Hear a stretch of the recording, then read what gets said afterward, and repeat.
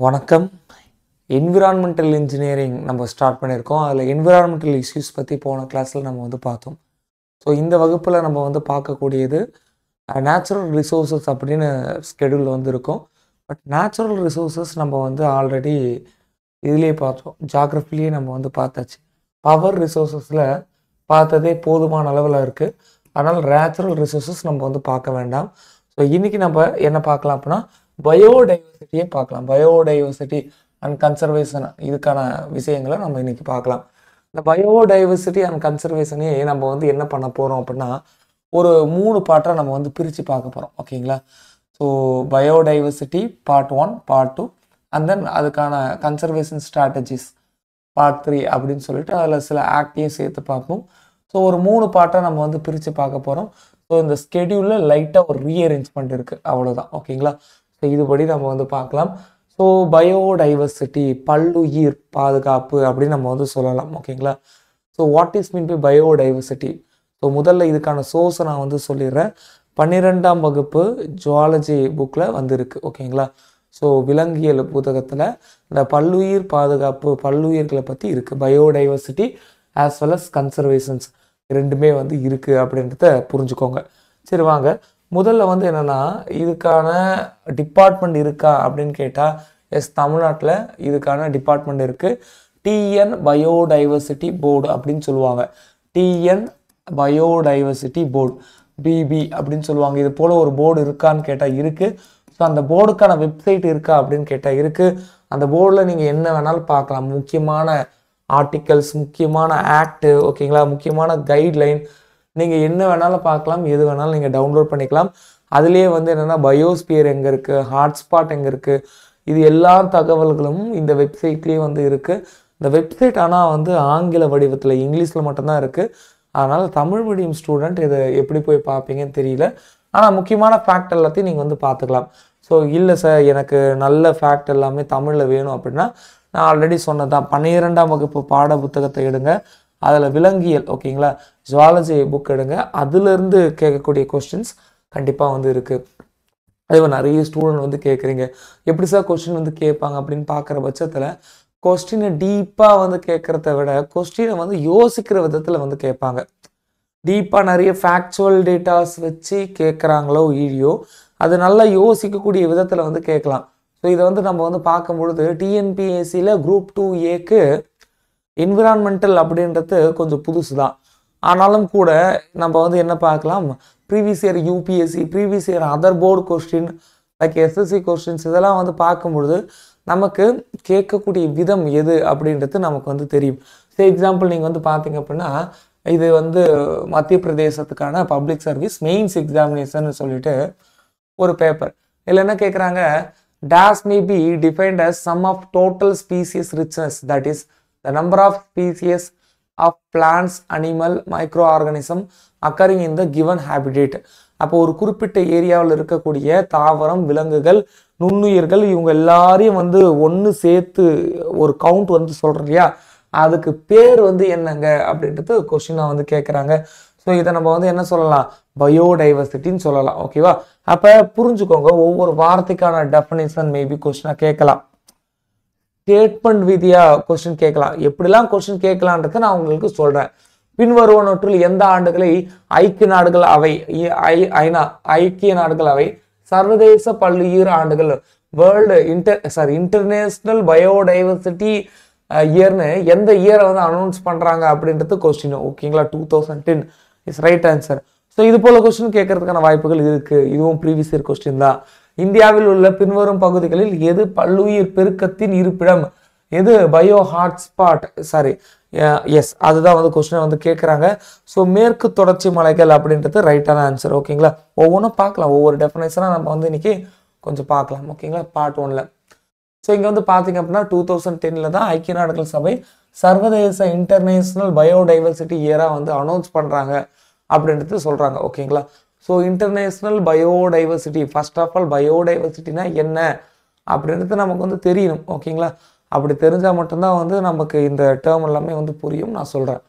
So அதே போல் இந்தியாவில் மொத்தம் 4 இடங்களில் என்னென்னா இந்த ஹாட்ஸ்பாட்டுன்னு சொல்லக்கூடிய அந்த பயோடைவர்சிட்டிக்கான இடங்கள் வந்து இருக்குது. ஒன்று வந்து பார்த்தீங்கன்னா இமயமலைக்கு அப்புறமா மேற்கு தொடர்ச்சி மலைகள், அப்புறம் இந்தோ பர்மா பகுதி மற்றும் சுந்தர்லாண்ட். ஓகேங்களா, இது போல் ஒரு 4 பகுதிகள் இருக்குது.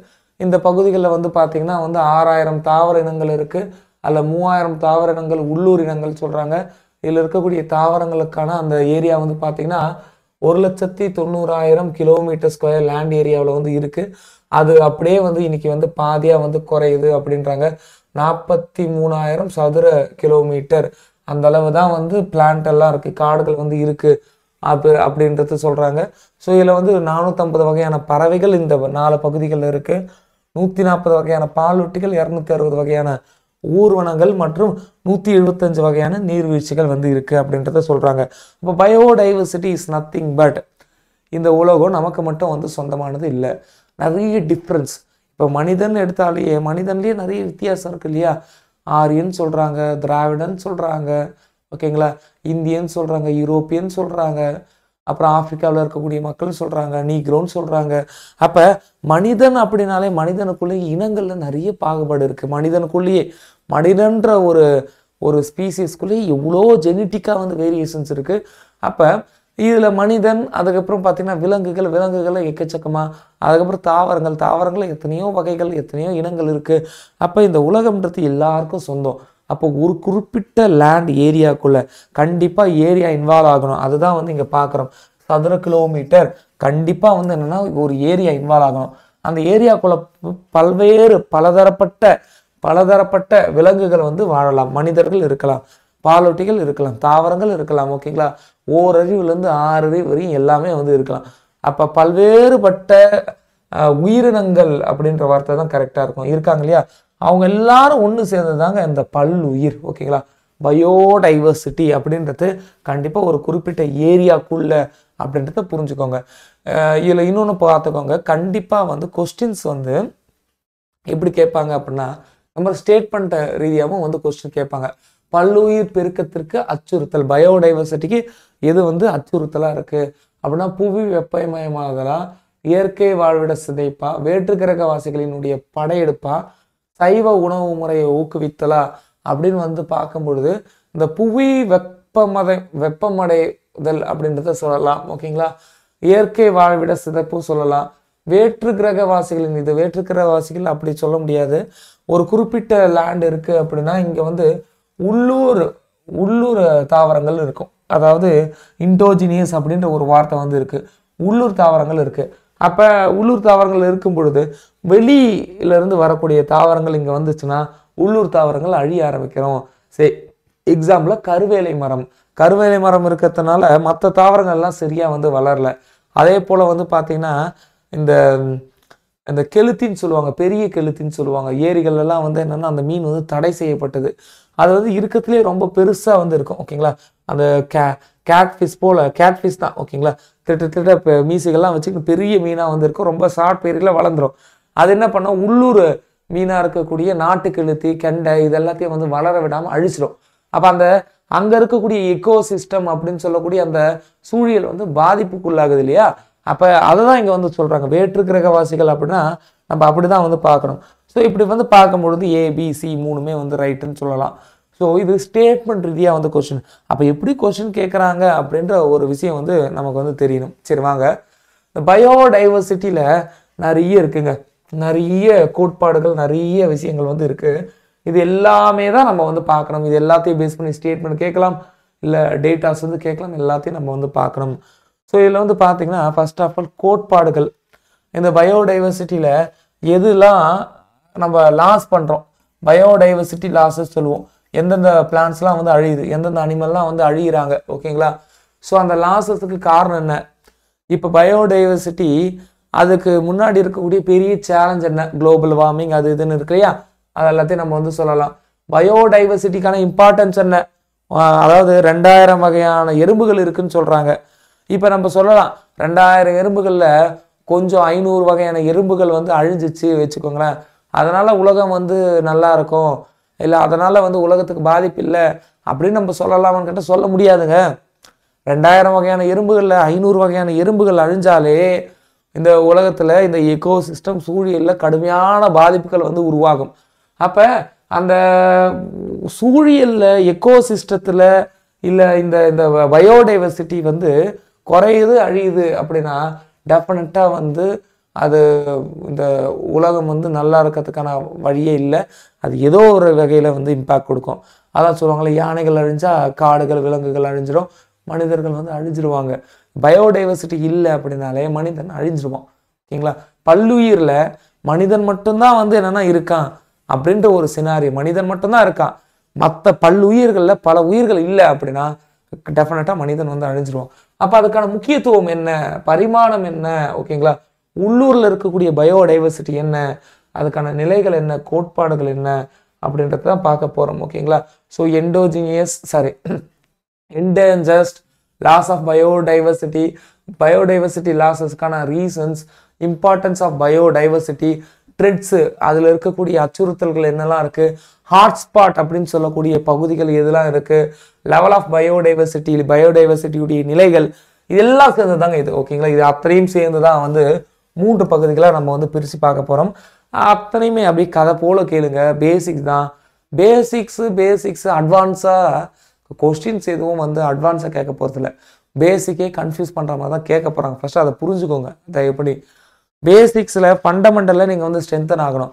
சார் ஸ்கூல் புக்கு, நீங்கள் ஸ்கூல் புக்கு 12th ஜுவாலஜியை கம்ப்ளீட் பண்ணாமல் வேறு என்ன பண்ண முடியும்? டைரெக்டாக அந்த வெப்சைட் போய் பார்த்தா உங்களுக்கு புரியாது. அப்போ முதல்ல வந்து பள்ளி பாட புத்தகம், அதை வந்து பேசிக்ஸு அட்வான்ஸ் லெவலுக்கு நம்ம வந்து படிக்கணும். எப்படி கேட்டாலும் ஸ்டேட்மெண்ட் எப்படி கேட்டாலும் வந்து தெரியும். அதுக்கப்புறம் உண்மையாகவே அட்வான்ஸுக்கு போய் படிக்கலாம். ஓகேங்களா? ஸோ அதனால் பேசிக்ஸில் நீங்கள் தரவா இருங்க. இது அத்தனையும் சேர்ந்து தான் பேசிக்ஸ். ஓகேங்களா? பல்லுயிர் தன்மை. சார் இந்த பயோடைவர்சிட்டி அப்படின்ற அந்த டேர்மே வந்து எப்படி கொண்டுட்டு வந்தாங்க அப்படின்னா, எல்லா சூழலையும் எல்லா எக்கோலாஜிலையுமே, அதாவது அக்வாஸ்டிக் நீர்நிலை, அப்புறம் லேண்டு, அப்புறம் மவுண்டெயினியஸ் ரீஜன், எல்லா எக்கோலாஜி எல்லா சூழலையுமே எவ்வளோ உயிரினங்கள் வாழுது, எத்தனை வகையான உயிரினங்கள் வாழுது அப்படின்றத வச்சு தான் வந்து இந்த பயோடைவர்சிட்டி பல்லுயிர் தன்மை அப்படின்ற ஒரு டேர்மே கொண்டுட்டு வராங்க. 1992 கொஸ்டினாக கேட்க வாய்ப்பு இருக்குது. 1992 தான் இந்த பயோடைவர்சிட்டி அப்படின்ற ஒரு டேர்மையே வந்து என்னென்னா கொண்டுட்டு வராங்க அப்படின்றது சொல்கிறாங்க. அப்போ அந்த ஈக்காலஜியில் வெவ்வேறு சூழலில் வெவ்வேறு உயிரினங்களுக்கு இடையில என்னெல்லாம் தொடர்பு இருக்குது, இதெல்லாம் நம்ம வந்து பார்க்கணும். இந்த பயோடைவர்சிட்டி அப்படின்ற டேர்ம் எதுக்காக கொண்டுட்டு வராங்கன்றத சொல்கிறாங்க. அந்த பயோடைவர்சிட்டி பல்லுயிர் தன்மை இல்லை அப்படின்னா என்னெல்லாம் ஆகும்? எல்லாருமே முக்கியம். ஓகேங்களா? பாக்டீரியா, வைரஸ்லாம் ஆரம்பித்து மனிதன்லேருந்து எல்லாருமே முக்கியம். ஏதோ ஒன்று வந்து இல்லை அப்படின்னா டெஃபினட்டாக இல்லை. நுண்ணுயிர்கள் இல்லை, பாக்டீரியா இல்லை அப்படின்னா டெஃபினட்டாக எந்த ஒரு இறந்து போன உடல்களுமே வந்து என்னன்னா சிதையாமல் போயிடும். நுண்ணுயிர்கள் இல்லை அப்படின்னா அப்போ இங்கே எல்லாமே முக்கியம். அப்போ அந்த பல்லுயிர் தன்மையில் எது இல்லைனாலுமே கண்டிப்பாக மண்ணரிப்பு ஏற்படலாம், இல்லை வளர்ச்சிதை மாற்றம் ஏற்படாமல் வந்து போகலாம். ஓகேங்களா? ஆக்சிஜன் கிடைக்காம போகலாம், ஊட்டச்சத்து இல்லாமல் போகலாம், கழிவுகள் சிதைவடையாமல் போகலாம். இது எல்லாமே வந்து நடக்கும் அப்படின்றத சொல்லி தான் நமக்கு என்ன சொல்கிறாங்க, பயோடைவர்சிட்டி இது எல்லாத்தையும் டிபெண்ட் பண்ணி இருக்குது அப்படின்றத சொல்கிறாங்க. நமக்கு இப்போ நீங்கள் வந்து பயாலஜியில் நீங்கள் வந்து பார்த்துருப்பீங்க, 5 உலக கோட்பாடு, ஈருலக கோட்பாடு, மூவுலக கோட்பாடு, 4 உலக கோட்பாடு அப்படின்னு சொல்லிட்டு அந்த உலக கோட்பாடு அப்படின்னு சொல்லிட்டு நீங்கள் வந்து பார்த்துருப்பீங்க. கரோலஸ் லின்னேயஸ், விக்டேக்கர் இவங்களுடைய கோட்பாடுகள் எல்லாத்தையும் நீங்கள் வந்து பார்த்துருப்பீங்க. 2 கிங்டம் 5 கிங்டம் அப்படின்னு சொல்லுவோம் இல்லையா? அதுதான். அது வந்து பயாலஜிக்கலாக வந்து நம்ம வந்து என்னென்னா உயிரினங்களை வகைப்படுத்துகிறோம். ஓகேங்களா? அந்த ஒரு பேசிக் வந்து நமக்கு வந்து தெரியணும். ஓகேங்களா? எப்படி அந்த பேசிக்ஸ் அப்படின்னா வெர்டிபிரேட்ஸ் அண்ட் இன்வெர்டிபிரேட்ஸ்ன்னு சொல்லிட்டு முதுகு நான் இருக்கக்கூடிய உயிர்கள். ஓகேங்களா? முதுகு நாணிகள், முதுகு நாணற்றவைகள் அப்படின்னு நம்ம வந்து 2ஆக பிரிப்போம். இது ரெண்டுமே வந்து என்னென்னா அனிமல்ஸில் வந்து சேரும். இது தவிர்த்து வந்து பார்த்தீங்கன்னா தாவரம், பிளான்ஸு. நீங்கள் பிளான்ஸில் வந்து பார்த்தீங்க அப்படின்னா வந்து என்னென்னா ஃபங்கை, ஆஞ்சியோஸ்பம், ஜிம்மோஸ்பம், லீச்சஸ், ஆல்கேஸ் இது எல்லாமே வந்து என்னென்னா பிளான்ஸில் வந்து சேரும். ஓகேங்களா? இப்போ முதுகு நான் இருக்கக்கூடியதில் வந்து பார்த்தீங்க அப்படின்னா பாலூட்டிகள் எல்லாமே, பறவைகள், அதுக்கப்புறம் மீன்கள், அப்போ அந்த முதுகெலும்பு இருக்கக்கூடிய எல்லாமே. ஓகேங்களா? ஊர்வன இதெல்லாம் வந்து இருவாழ்விகள், ஆம்பிபியன்ஸ் இது எல்லாமே வந்து என்னென்னா இந்த இதில் வந்து சேரும். ஓகேங்களா? முதுகு நான் இருக்கக்கூடிய இடம். ஓகேங்களா? இன்வெர்டிபிரேட்ஸில் வந்து என்னென்னா பூச்சி, புழு, பட்டாம்பூச்சி, இன்செக்ட்ஸ் இது எல்லாமே வந்து சேரும். நல்லா புரிஞ்சுக்கோங்க, பயோடைவர்சிட்டினா எண்ணிக்கை, வகைகள், எவ்வளோ வகை இருக்குது, எவ்வளோ எண்ணிக்கை இருக்குது, இது 2 சேர்ந்து தான் பயோடைவர்சிட்டி. இப்போ தாவர உலகத்தை கம்பேர் பண்ணும்போது தாவரத்தில் இருக்கக்கூடிய வகைகள் அதில் இருக்கக்கூடிய எண்ணிக்கைகளை கம்பேர் பண்ணும்போது விலங்கு உலகம் விலங்குல இருக்கக்கூடிய வகைகளும் அதனுடைய எண்ணிக்கைகளும் அதிகம் அப்படின்னு சொல்லுவாங்க. த ரிச்னஸ் அண்ட் ஈவன்னஸ்ன்னு சொல்லுவாங்க. ஓகேங்களா, இது ரிச்சாகவும் இருக்குது ஈவனாகவும் இருக்குது. What is richness and what is evenness, அதை பற்றி நம்ம வந்து பார்க்கலாம். பரவல்னா என்ன, மேன்மைனா என்னன்றதை நம்ம வந்து பார்க்கலாம். இப்போதைக்கு இது ரிச்சாகவும் இருக்குது ஈவனாகவும் இருக்குது. எது when compared to plant, animal எல்லாமே வந்து அதிகமாகவும் இருக்குது, எல்லா வகைகளும் வந்து இருக்குது அப்படின்றத தெரிஞ்சுக்கோங்க. அதுலேயும் வந்து குறிப்பாக வந்து நம்ம யார் அதிகம் அப்படின்னா இன்செக்ட் தான் அதிகம். அப்போ இருக்கிற பயோடைவர்சிட்டிலேயே அதிகமான பயோடைவர்சிட்டி அதிகமான பல்லுயிர் பெருக்கம் இன்செக்ட் தான், பூச்சி பொட்டுகள் தான். பூச்சியில் எது, புழு, பட்டாம்பூச்சி, வண்டுகள் எல்லாமே பூச்சியில் தான் வந்து சேரும். அப்போ பயோடைவர்சிட்டியில் இருக்கிறதுல உலகத்திலேயே அதிகமான ரிச் பயோடைவர்சிட்டி எங்கே இருக்குது அப்படின்னா பூச்சிகளில் தான் இருக்குது, அந்த இனத்தில் தான் வந்து இருக்குது அப்படின்றத புரிஞ்சுக்கலாம். பயோடைவர்சிட்டியோடைய டைப்ஸ் எல்லாம் நம்ம வந்து பார்க்கலாம். பட் இருந்தாலும் நான் சொல்லிடுறேன். இப்போ எந்த வித கணக்கெடுப்பு எடுத்தாலும் சரி பூச்சிகள்லேருந்து ஆரம்பிப்பாங்க. அதில் தான் வந்து அதிகம். ஒரு குறிப்பிட்ட ஸ்கொயர் லேண்ட் ஏரியாவில் பூச்சி இனம் தான் அதிகம். பூச்சி சம்மந்தப்பட்ட பயோடைவர்சிட்டி தான் வந்து அதிகமாக இருக்குது. அதனால் அதை வந்து பார்க்கலாம். எஸ், பயோடைவர்சிட்டியில் வகைகள்லாம் வந்து இருக்குது, நம்ம வந்து பார்க்கலாம். ஓகேங்களா, biodiversity is nothing but simply எல்லாத்தையும் கவுண்ட் பண்ணுறோங்க. ஒரு குறிப்பிட்ட ஏரியாவில் எல்லாத்தையும் கவுண்ட் பண்ணுறோம் அப்படின்றத புரிஞ்சுக்கணும். ஓகேங்களா, ஸோ இதெல்லாம் வந்து பண்ணுறதுக்கான அவசியம் வந்து என்ன வந்தது அப்படின்னு வந்து நம்ம வந்து பார்க்கும் பொழுது மண் எப்படி உருவாகுது, ஓகேங்களா, பொல்யூஷனை நம்ம வந்து எப்படி கண்ட்ரோல் பண்ணுறோம், இது எல்லாத்துலேயுமே பயோடைவர்சிட்டி அப்படின்றது டெஃபினட்டாக வந்து இருக்குது. அதே போல் நமக்கு கிடைக்கக்கூடிய நிறைய ப்ராடக்ட்டு தாவரங்கள் விலங்குகள்கிட்ட இருந்து கிடைக்குது இல்லையா. இப்போ கம்பளியாக இருக்கட்டும், சாப்பாடாக இருக்கட்டும், உணவு, பழங்கள் எல்லாமே. அப்போ இதெல்லாம் பயோடைவர்சிட்டியுடைய ஒரு எஃபிஷியண்ட்டான அவுட்கம் அப்படின்னு நம்ம வந்து சொல்லலாம். ஓகேங்களா, அப்போ இது வந்து ரொம்ப முக்கியம். எக்கோ சிஸ்டம் அது வந்து கரெக்டாக ப்ராப்பராக இருக்கக்கூடிய சூழல் வந்து ப்ராப்பராக இருக்கிறதுக்கு காரணம் வந்து இதுதான். ஓகேங்களா, அது மட்டும் இல்லாமல் இந்த க்ரீன் ஹவுஸ் கேஸஸ் இது எல்லாத்தையுமே வந்து எமிட் பண்ணுறதை கம்மி பண்ணுறது இந்த பயோடைவர்சிட்டி தான். ஆமாம், விலங்குகள் தாவரங்கள் இருக்கு இல்லையா, தாவரங்கள் தான் கார்பன் டை ஆக்சைடு எல்லாத்தையும் வந்து உறிஞ்சிக்கிறாங்க. இதனால் வந்து பசுமை இல்லை விளைவு அப்படின்னு சொல்லக்கூடிய க்ரீன் ஹவுஸ் எஃபெக்ட் வந்து இல்லாமல் வந்து போகுது. அப்போ பயோடைவர்சிட்டியோடைய நன்மைகள் அப்படின்னாலே தாவரம் விலங்குகள் இந்த இரண்டு இனங்களுடைய நன்மைகளை அப்படியே மைண்டுக்குள்ளே கொண்டு வரணும். சுற்றுச்சூழல் பாதிப்பு இல்லை, நமக்கு தேவையான சாப்பாடு கிடைக்குது, நிறைய வந்து ப்ராடக்ட் வந்து கிடைக்குது, நிறைய மினரல்ஸ் வந்து கிடைக்குது. ஓகேங்களா, மண் அரிப்பு இல்லாமல் இருக்குது, சூழலாக இருக்கிறதுக்கு உதவுது. அதே போல் இறந்த உயிரினங்கள்லாம் சிதையுது. அப்போ வளர்ச்சிதை மாற்றம் நடக்க வந்து உதவுது, மெட்டபாலிசம் நடக்க வந்து உதவுது. பூமியாக இருக்க, பூமி ஒரு சமநிலையோடு பார்த்துக்க எல்லா உயிர்களும் தேவை. இந்த உணவு சங்கிலியில் இல்லை இந்த எக்கோசிஸ்டத்தில் ஒரு உயிர் அதிகமாகும், ஒரு உயிர் கம்மியாக இருந்தாலுமே நிறைய பிரச்சனை வரும் அப்படின்றத புரிஞ்சுக்கோங்க. அதை பேஸ் பண்ணி தான் இந்த பேராகிராஃப் இந்த பத்திகள்லாம் வந்து இருக்குது. ஓகேங்களா, பயோடைவர்சிட்டிக்கான முக்கியமான ரோல்ஸ்லாம் வந்து என்ன அப்படின்றத சொல்கிறாங்க. அதுக்கான எல்லா விஷயங்களும் வந்து சொல்கிறாங்க. சயின்டிஃபிக் ரோல் என்ன, மெயின்டெனன்ஸ் என்ன. ஸோ இது எல்லாத்தையும் வந்து என்னென்னா நீங்கள் வந்து கண்டிப்பாக வந்து ரீட் பண்ணி தான் ஆகணும். கொஞ்சம் ரீட் பண்ணிக்கோங்க. பயோடைவர்சிட்டி அப்படின்ற அந்த பல்லுயிர் வகைத்தன்மையுடைய கோட்பாடை முதல்ல யார் வந்து இன்ட்ரோ பண்ணுறாங்க, எந்த சயின்டிஸ்ட் வந்து இன்ட்ரோ பண்ணுறாங்க. இப்போ 1992 பார்த்தோம் இல்லையா, அது சர்வதேச அளவில் முதல்ல வந்து பார்த்தீங்கன்னா வால்டர் ரோசன்ஸ் இவர் தான் வந்து என்ன பண்ணுறாரு 1986 சொல்கிறாரு. ஓகேங்களா, ஸோ ஒவ்வொரு உயிரினமும் ஒரு குறிப்பிட்ட சூழலை வந்து வாழுது. இப்போ சிற்றினம், பேரினம், குடும்பம், துறை, வகுப்பு, பிரிவு, அப்புறம் உலகம், இதெல்லாம் வந்து என்னென்னா 7 படிநிலைகள் வந்து இருக்கும். அது அத்தனையும் சேர்ந்து அந்த கிளாசிஃபிகேஷன்ஸ் ஒன்று இது வந்து எந்த குடும்பத்தில் இருக்குது, எந்த துறையில் இருக்குது, எந்த வகுப்பில் இருக்குது, எந்த சிற்றினத்தில் இருக்குது, எந்த பேரினத்தில் இருக்குது, அந்த கிளாசிஃபிகேஷன்ஸ், அந்த கிளாசிஃபிகேஷனில் ஒவ்வொரு படிநிலையில் இருக்கிற எல்லாமே சேர்ந்து தான் வந்து என்னென்னா இந்த பயோடைவர்சிட்டி. அதாவது பயோடைவர்சிட்டி அப்படின்றது அது ஒரு டேர்ம். இப்போ ஒரு ஏரோப்ளைன் இருக்குன்னு வச்சுக்கோங்களேன், இதான் உலகம், இதான் பூமி, இதுதான் வந்து சூழல், பூமிக்கான சூழல். இதில் ஒவ்வொரு குட்டி நட்டு, போல்டு, ஸ்க்ரூ எல்லாம் இருக்குது.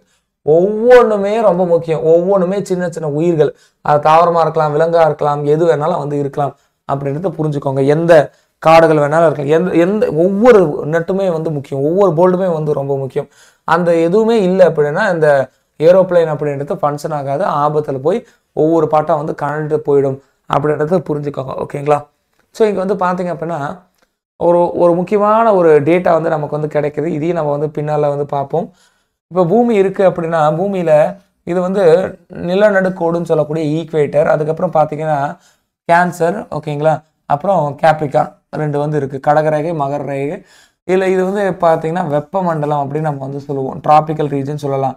இந்த வெப்பமண்டலத்தில் தான் நிறைய வெப்பமும் இருக்குது, நிறைய மழைப்பொழிவும் நடக்கும் அப்படின்னு நம்ம வந்து பார்த்தோம். இந்த பகுதிகளில் பயோடைவர்சிட்டி ரிச்சாக இருக்கும்.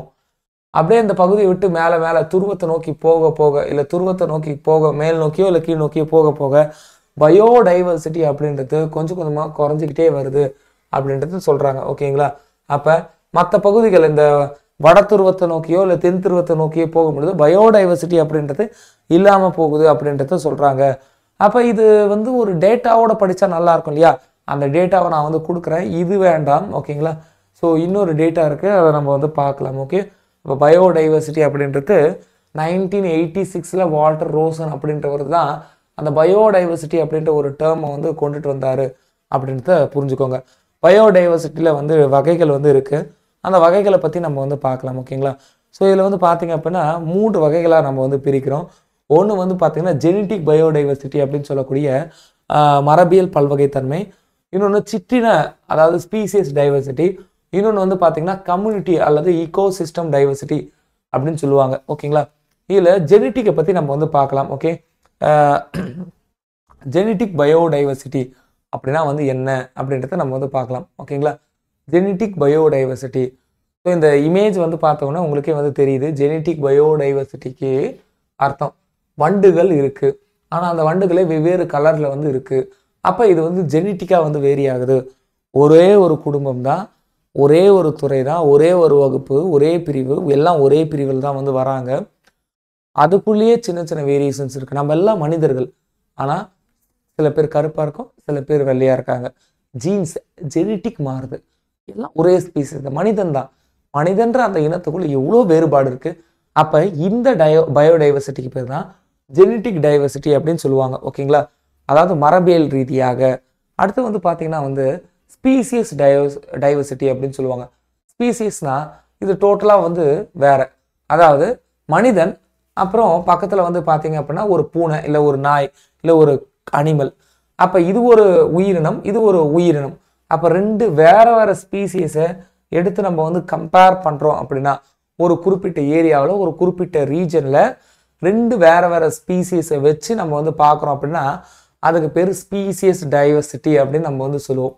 ஸோ அடுத்து வந்து பார்த்தீங்கன்னா எக்கோசிஸ்டம் அல்லது சோசியல் அப்படின்னு சொல்லக்கூடிய சமூக டைவர்சிட்டியை பற்றி பார்க்க போகிறோம், ஓகேங்களா. அப்போ சமூக டைவர்சிட்டி எக்கோசிஸ்டம்னா வேரியஸ் எக்கோசிஸ்டம் இருக்குது, நம்ம நெக்ஸ்ட் கிளாஸில் வந்து பார்ப்போம். அந்த வேரியஸ் எக்கோசிஸ்டம் இருக்குது. இப்போ தண்ணி அப்படின்னா அக்வாட்டிக், இப்போ அந்த தண்ணி நீர்வாழ் சூழலில் வந்து பார்த்தீங்கன்னா நிறைய உயிரினங்கள் அதுக்குள்ளே வந்து இருக்கும், ஓகேங்களா. அப்போ அந்த ஒவ்வொரு உயிரினங்களையும் வச்சு நம்ம வந்து கம்பேர் பண்ணுறோம், அந்த ஒரு எக்கோசிஸ்டத்துக்குள்ளே போய் நம்ம வந்து பார்க்குறோம் அப்படின்னா அதுதான் எக்கோசிஸ்டம் டைவர்சிட்டி. காடுகளுக்குள்ளே பார்க்குறோம், நிலப்பரப்பை வந்து பார்க்குறோம், பிளேலேண்டு, கடலுக்குள்ளே வந்து நம்ம வந்து பார்க்குறோம். ஸோ இதெல்லாம் வந்து என்னென்னா அந்த எக்கோசிஸ்டம் டைவர்சிட்டிக்கு பெஸ்ட் எக்ஸாம்பிளாக வந்து இருக்குது அப்படின்றத புரிஞ்சுக்கலாம், ஓகேங்களா. ஒரு கம்யூனிட்டிக்குள்ளே கடலுக்குள்ளே பார்க்குறோம். ஸ்பீசியஸ் டைவர்சிட்டினா காடில் ஒரு குறிப்பிட்ட ஏரியாவுள்ளையா 2 உயிர்கள் 3 உயிர்கள் இருக்குன்னா அதை பற்றி நம்ம வந்து பார்க்குறோம், ஓகேங்களா. ஒரு பர்டிகுலர் ஏரியா, காடோ கடலோ ஏதோ ஒரு பர்டிகுலர் ஏரியா. ஜெனட்டிக் டைவர்சிட்டினா ஒரே ஒரு உயிர் தான், அந்த ஒரு உயிருக்குள்ளே எவ்வளோ வித்தியாசம் இருக்குது. ஒரே ஒரு இனம் தான், மனிதனுக்குள்ளே எவ்வளோ வித்தியாசம் இருக்குது. விலங்குல நாயில் எவ்வளோ இனம் இருக்குது. ராஜபாளையம் இருக்குது, கன்னி இருக்குது, சிப்பிப்பார் இருக்குது, நாட்டு நாய் இனங்கள் இருக்குது, அப்புறம் ஹைபிரிட் இருக்காங்க, அப்புறம் ஃபாரின்லேருந்து வந்தவங்க இருக்காங்க. அப்போ அந்த ஒரு குறிப்பிட்ட விலங்கினத்தில் எவ்வளோ வகைகள் இருக்குது ஜெனட்டிக்கா அப்படின்றது தான் இந்த ஜெனட்டிக் டைவர்சிட்டி அப்படின்னு சொல்லுவாங்க, ஓகேங்களா. கொஸ்டின் கேட்பாங்க சார், டெஃபினட்டாக வந்து கேட்பாங்க. நல்லா புரிஞ்சுக்கோங்க, கொஸ்டின்ஸை நீங்கள் சர்ச் பண்ணணும். ஜெனட்டிக் டைவர்சிட்டி textbook.com போடுங்க, ஓகேங்களா. அப்போ அப்படி போடும்பொழுது textbook.comன்ற அந்த வெப்சைட்டில் நீங்கள் வந்து போடும்பொழுது மற்ற போர்டில் கேட்ட கொஸ்டின்ஸ் வந்து உங்களுக்கு கிடைக்கும். இது உங்களுக்கு ஒரு புரிதலை கொடுக்கும். அது அப்படியெல்லாம் கேட்பாங்கன்னு சொல்ல முடியாது, ஒரு புரிதலை வந்து கொடுக்கும். Genetic variations between the distance populations of the same species, ஒரே உயிரினத்தில் மரபியல் சார்ந்து வேறுபாடுகள் இருக்குது அப்படின்னா அதுக்கு பேர் ஜெனட்டிக் டைவர்சிட்டி. சிம்பிள், முடிஞ்சிச்சே. முடிஞ்சிச்சு. Which of the following ecosystem species diversity is relatively high? எது வந்து ரொம்ப அதிகமாக வந்து இருக்கு, எந்த ஸ்பீசிஸ் டைவர்சிட்டி அதிகமாக வந்து இருக்கு அப்படின்னு வந்து பார்க்கும்பொழுது கோரல் ரீஃப்ஸ் தான் வந்து என்னன்னா அதிகமாக இருக்கு அப்படின்றத சொல்றாங்க. ஓகேங்களா? ஸோ அவ்வளோதாங்க. அப்போ பயோடைவர்சிட்டி 3 வகையாக நம்ம வந்து பிரிக்கிறோம். இதில் இக்கோசிஸ்டம் அப்படின்ற பயோடைவர்சிட்டி இருக்கு இல்லையா, அதை வந்து ஃபர்தராக வந்து 3 வகையாக நம்ம வந்து கிளாஸிஃபை பண்ணலாம். ஒன்று வந்து பார்த்தீங்க அப்படின்னா ஆல்ஃபா, ஓகேங்களா, இன்னொன்று வந்து பார்த்தீங்கன்னா பீட்டா, இன்னொன்று வந்து பார்த்தீங்கன்னா காமா அப்படின்னு சொல்லிட்டு நம்ம வந்து 3 வகையாக நம்ம வந்து பார்க்கலாம். ஓகேங்களா? ஒரு குறிப்பிட்ட எக்கோசிஸ்டம், ஒரு குறிப்பிட்ட பகுதி அல்லது சொசைட்டியில் வந்து பார்த்தீங்க அப்படின்னா பெரும்பாலும் எவ்வளோ உயிர்கள் இருக்குது அப்படின்ற ஒரு கவுண்ட்டை மட்டும் எடுக்கிறோம். ஒரு மீன் தொட்டி இருக்குங்க, அந்த மீன் தொட்டியில் பெரும்பாலும் எவ்வளோ மீன்கள் இருக்குது, எந்தெந்த வகைகள் இருக்குது அப்படின்னு நம்ம வந்து பார்க்குறோன்னா அது சிம்பிளி ஆல்ஃபா, ஒரே ஒரு இடத்த வந்து பார்க்குறோம். ஓகேங்களா? ஸோ அடுத்தது பீட்டாவை பொறுத்தவரை 2 மீன் தொட்டியை வந்து எடுத்து வச்சு நீங்கள் வந்து கம்பேர் பண்ணுவீங்க. அப்போ 2 மீன் தொட்டியும் வந்து வச்சு கம்பேர் பண்ணும்பொழுது ஒன்று இன்னொன்றத்தை விட எப்படி வந்து தனித்தன்மையோடு இயங்குது இருக்குது அப்படின்னு வந்து பார்க்குறீங்கன்னா அதுக்கு பேர் வந்து பீட்டா அப்படின்னு நம்ம வந்து சொல்லுவோம். ஓகேங்களா? காமா அப்படின்றது பார்த்தீங்கன்னா அப்படின்னா நிறைய தொட்டிகள் இருக்குது, நிறைய ஸ்பெசிமென் இருக்குது, இல்லை நிறைய ஏரியா இருக்குது. அப்படி பார்க்கும்போது அந்த ஏரியாக்குள்ளே இருக்கக்கூடிய அத்தனை உயிரினங்களையும் பற்றி நம்ம வந்து பார்க்குறோம் அப்படின்னா அதுக்கு பேர் வந்து நம்ம என்னன்னு சொல்லலாம், காமா அப்படின்னு நம்ம வந்து சொல்லலாம். ஸோ ஆல்ஃபா, பீட்டா, காமா அப்படின்னு சொல்லிட்டு 3 வகையை நம்ம வந்து பிரிக்கிறோம். இந்த டைவர்சிட்டியை பற்றின கூறுகள் வந்து பார்த்தீங்க அப்படின்னா ஸோ ரிச்னஸ் ஆஃப் ஸ்பீசிஸா, சிம்சன்ஸ் டைவர்சிட்டி இன்டெக்ஸ்ன்னு சொல்கிறாங்க. விக்டேக்கர் 1972 இதை வந்து கொண்டுட்டு வந்தாங்கன்னு சொல்கிறாங்க. இது ஜியோகிராஃபிக்கல் ஸ்கேலை நம்ம வந்து மெஷர் பண்ணுறதுக்கான அடையாளமாக இருக்குது அப்படின்ற மாதிரி 4 ஸ்டேட்மெண்ட் வந்து கொடுக்குறாங்க. ஓகேங்களா? ஸோ இந்த 4 ஸ்டேட்மெண்ட்டை கொடுத்து இல்லை எது ரைட்டு அப்படின்றது கொஸ்டினாக வந்து கேட்குறாங்க. அப்போ பயோடைவர்சிட்டியை பேஸ் பண்ணி யார் என்னென்ன ஸ்டேட்மெண்ட் வந்து கொடுக்கும், இதுக்கு வந்து கரெக்டான ஆப்ஷன் வந்து பார்த்தீங்கன்னா சிஎன்டி அப்படின்னு நம்ம வந்து சொல்லலாம். ஓகேங்களா? ஜியோகிராஃபிக்கல் ஸ்கேல் தான் இதுன்னு சொல்லலாம். ஸோ இது வந்து என்னென்னா விக்டேக்கர் 1972 சஜஷன், அவர் தான் இந்த டேர்ம் வந்து சொன்னாருன்னு சொல்லலாம். ஓகேங்களா? அப்போ இந்த கொஸ்டின் ஏரியான்றது பேசிக்கான டேர்ம்ஸை பேஸ் பண்ணி தான் வந்து கேட்பாங்க அப்படின்றத புரிஞ்சுக்கோங்க. Alpha, beta diversity, gamma diversity images பார்க்கும்பொழுது உங்களுக்கு வந்து தெரியும். இதுவும் வந்து அது ரிலேட்டடாக இருக்கக்கூடிய கொஸ்டின்ஸ் தான். இங்கே வந்து பார்த்தீங்க அப்படின்னா கொஸ்டின்ஸ் எப்படி கேட்குறாங்க பாருங்கள். Consider the following statement regarding to method of biodiversity. Alpha diversity indicate the diversity between the community. 2 கம்யூனிட்டிக்கு இடையில அந்த பல்லுயிர்களை கம்பேர் பண்ணி பார்க்கறது ஆல்ஃபான்னு சொல்கிறாங்க, தப்பு. அது பீட்டா. ஓகேங்களா? Beta diversity indicate the diversity within the community. ஒரு ஈகோசிஸ்டம் அல்லது ஒரு சமூகம், ஒரு கம்யூனிட்டிக்குள்ள அந்த உயிர்களை கம்பேர் பண்ணி பார்க்குறோம், அதுதான் வந்து பீட்டான்னு சொல்கிறாங்க. அதுவும் தப்பு. இது ஆல்ஃபா, அப்படியே ஸ்வாப் ஆகிருக்கு, தப்பு. 2 ஸ்டேட்மெண்ட்டும் தப்பு. காமா டைவர்சிட்டினா அமாங் தி டோட்டல் லேண்ட்ஸ்கேப், பெரிய லேண்ட் ஏரியாவில் அந்த உயிரினங்களுடைய ஹேபிடேட்டை பற்றி நம்ம வந்து பார்க்குறோம் அப்படின்னா அதுதான் காமான்னு சொல்கிறாங்க. இது மட்டும்தாங்க ரைட்டு, 3 மட்டும்தான் ரைட்டு, மீது எல்லாம் தவறு அப்படின்றத புரிஞ்சுக்கணும். ஓகேங்களா? அதுதான் இதுதான் வந்து alpha and then beta and gamma அப்படின்னு நம்ம வந்து சொல்லலாம். ஓகேங்களா? ஆல்ஃபா அப்படின்றது ஒரு குறிப்பிட்ட இடத்துல மட்டும் நம்ம வந்து பார்க்குறது ஆல்ஃபா, எவ்வளோ ரிச்னஸ் இருக்குது, எவ்வளோ ஈவன்னஸ் இருக்குது அப்படின்னு நம்ம வந்து பார்க்குறோம். அப்போ பீட்டா அப்படின்றது என்னன்னா ஒரு 2 இடங்களை வச்சு நம்ம வந்து கம்பேர் பண்ணுறோம் அப்படின்னா அதுதான் பீட்டா. இது ஒரு பகுதி, இது ஒரு பகுதி, 2 பகுதியும் கம்பேர் பண்ணுறோம். 2 பகுதியும் என்ன விலங்கு காமனாக இருக்குது, எது வந்து வேரி ஆகுது அப்படின்ற மாதிரி வந்து நம்ம வந்து கம்பேர் பண்ணோம். This is the beta. Then இந்த காமா இஸ் நத்திங் பட் எல்லாத்தையும் ஒன்று சேர்க்குறோம். ஓகேங்களா? அந்த ஒரு ஃபுல் என்டையர் லேண்டையுமே வந்து நம்ம வந்து ஒன்று சேர்த்து பார்க்குறோம் இல்லையா, அதுக்கு பேர் தான் வந்து காமா அப்படின்னு நம்ம வந்து சொல்லலாம். ஸோ அதே தான் வந்து மீன்கள்லையும் நம்ம வந்து பார்க்கலாம். ஏ, பி, சி, டின்னு 4 தொட்டி இருக்குது. ஓகேங்களா? ஏ தொட்டியை மட்டும் பார்க்குறீங்க இல்லை, பி மட்டும் பார்க்குறீங்க இல்லை, சியை மட்டும் பார்க்குறீங்க, ஒரு குறிப்பிட்ட அந்த தொட்டியை மட்டும் பார்க்குறீங்க, தட் இஸ் ஆல்ஃபா. ஓகேங்களா? ஏதாச்சும் ஒரு 2 தொட்டியை பார்த்து கம்பேர் பண்ணுறீங்க, அது வந்து பீட்டா. எல்லாத்தையும் வைக்கிறீங்க. ஓகேங்களா? அப்போ அது வந்து என்னென்னா காமா டைவர்சிட்டி அப்படின்னு நம்ம வந்து சொல்லலாம். ஓகேங்களா? எல்லாத்தையும் நம்ம வந்து பார்க்கும்பொழுது அது காமா டைவர்சிட்டி அப்படின்னு நம்ம வந்து சொல்லலாம். ஸோ இதுலேயும் நிறைய வித்தியாசம் வந்து இருக்குது அப்படின்றத புரிஞ்சுக்கோங்க. ஓகேங்களா? சரி, அதுக்கப்புறம் what is mean by richness and evenness அப்படின்னு நம்ம வந்து பார்க்கணும். ஓகேங்களா? ரிச்னஸுக்கும் ஈவன்னஸுக்கும் நிறைய வித்தியாசம் இருக்குது. அகெயின் இந்த ஆல்ஃபா, பீட்டா, காமா இது எல்லாத்தையும் பற்றி சொன்னது விக்டேக்கர். இதை பேஸ் பண்ணி தான் வந்து கொஸ்டின் கேட்டாங்க. ஓகேங்களா? Biodiversity, alpha, beta, gamma. Richness and evenness அப்படின்ட்டு ஒரு டேர்ம் வந்து இருக்கு. The richness is nothing but number of species, அந்த ஒரு பர்டிகுலர் ஏரியாவில் எவ்வளோ நம்பர்ஸ் வந்து இருக்குது அப்படின்றது பார்க்குறோம். ஓகேங்களா? எத்தனை வகையான உயிரினங்கள் வந்து அங்கே வந்து இருக்குது அப்படின்றத பார்க்கறது ஸ்பீசிஸ் ரிச்னஸ் அப்படின்னு நம்ம வந்து சொல்லுவாங்க. ஓகேங்களா. ஈவன்னஸ் அப்படின்றது என்ன அப்படின்னா, இதில் ஒரு வகையான உயிரினங்கள் அதிகமாக இருக்கும், சில உயிரினங்கள் கம்மியாக இருக்கும் அப்படின்ற பட்சத்தில் அப்போ ஈவனாக இருக்கான்னு கேட்டால் இல்லை. ஓகேங்களா. அப்போ எல்லாமே கரெக்டான ஒரு ரேஷியோவில் இருக்கணும். ஓகேங்களா. மான் அதிகமாக இடக்கூடாது, புளியும் அதிகமாக இடக்கூடாது. அப்போ அந்த உணவு சங்கிலி கரெக்டாக இருக்கணும்னு சொல்கிறாங்க இல்லையா. அப்போ அதை பேஸ் பண்ணி இருக்கக்கூடிய ஒரு டேர்ம் தான் ஈவனஸ். அப்போ ரிச்னஸ்ன்றது ஏதோ ஒன்று வந்து ரிச்னஸ்ன்றது எத்தனை வகை இருக்குன்னு பார்க்கறது. ஓகேங்களா. மான் இருக்கா, புலி இருக்கா, மான் இருக்கா, புலி இருக்கா, இருக்கா அப்படின்னு பார்க்கறது. பட் தட் ஈவனஸ்ன்றது எல்லாம் ஈவனாக இருக்கான்னு பார்க்கறது. ஓகேங்களா. இருந்தாலே அது ரிச்னஸ், ஈவனாக இருக்கா அப்படி பார்த்தா அது வந்து ஈவனஸ் அப்படின்னு நீங்கள் வந்து பிரிக்கலாம். ஓகேங்களா. ஸோ இந்த டேர்ம் வந்து என்னென்னா கண்டிப்பாக வந்து கேட்பாங்க. இப்போ இது வந்து ஒரு கம்யூனிட்டி, இது வந்து கம்யூனிட்டி. ஓகேங்களா. இங்கே வந்து பார்த்தீங்க அப்படின்னா ஏன்றது ஒரு வகையான மரம், பின்றது ஒரு வகையான மரம், சின்றது ஒரு வகையான மரம், அண்ட் தென் டின்றது ஒரு வகையான மரம். 4 மரங்களுமே 25% வந்து இருக்குது. அப்படின்ற பட்சத்தில் இங்கே ரிச்னஸும் அதிகமாக இருக்குது, ஈவனஸும் இருக்குது. அப்போ இந்த கம்யூனிட்டியில் ரிச்னஸ் அண்ட் ஈவனஸ் ரெண்டுமே இருக்குது. இதில் நல்லா புரிஞ்சுக்கோங்க, உங்களுடைய பூமியில், நம்மளுடைய பூமியில் இந்த ஈக்குவேட்டருக்கு மேலே 23 டிகிரி, கீழே 23 டிகிரி, இதுதான் வந்து வெப்பமண்டல பகுதி நம்ம வந்து சொல்லுவோம். இங்கே ரிச்னஸும் நல்லா இருக்குது, ஈவனஸும் நல்லா இருக்குது அப்படின்னு சொல்லலாம். இதுக்கு மேலே போக போக போக மேபி ரிச்னஸ் இருக்கலாம், எல்லா உயிர்களும் இருக்கலாம், ஆனால் அது ஈவனாக இருக்குமான்னு கேட்டால் தெரியாது, ஈவனஸ் இருக்காது அப்படின்றத புரிஞ்சுக்கோங்க. ஸோ இங்கே வந்து பாருங்களேன், ஏ 80% இருக்குது, பி இருக்குது, சி இருக்குது, டி வந்து இருக்குது, எல்லாம் இருக்குது. ஆனால் எது அதிகமாக இருக்குது, ஏ அதிகமாக இருக்குது அப்படின்றத புரிஞ்சுக்கோங்க. ஓகேங்களா. ஸோ அப்போ ரிச்னஸ், ஈவனஸ் இந்த டேர்ம் வந்து ரொம்ப முக்கியமாக வந்து இருக்குது. நீங்கள் இன்னொன்று சிலதெல்லாம் வந்து வகைப்படுத்தவே முடியாதுங்க. சிலதெல்லாம் இதுதான் இந்த இனம், அந்த இனம் நம்மளால் வந்து சொல்லவே முடியாது. அப்படி சொல்லவே முடியாத ஒரு ஸ்டக்காய் நிற்கக்கூடிய ஒரு இடம் இருக்கு இல்லையா. அப்படி ஒரு ஸ்டக்காய் நிற்கக்கூடிய ஒரு அந்த இடத்த தான் வகைப்பாட்டியலின் இடையூறு அப்படின்னு நம்ம வந்து சொல்லுவோம். ஓகேங்களா. அதாவது டெக்ஸானமிக்கில் இருக்கக்கூடிய இம்படிமெண்ட் அப்படின்னு சொல்லுவாங்க. ஓகேங்களா. அதை வகைப்பாட்டியலின் இடையூறு அப்படின்னு நம்ம வந்து சொல்கிறோம்.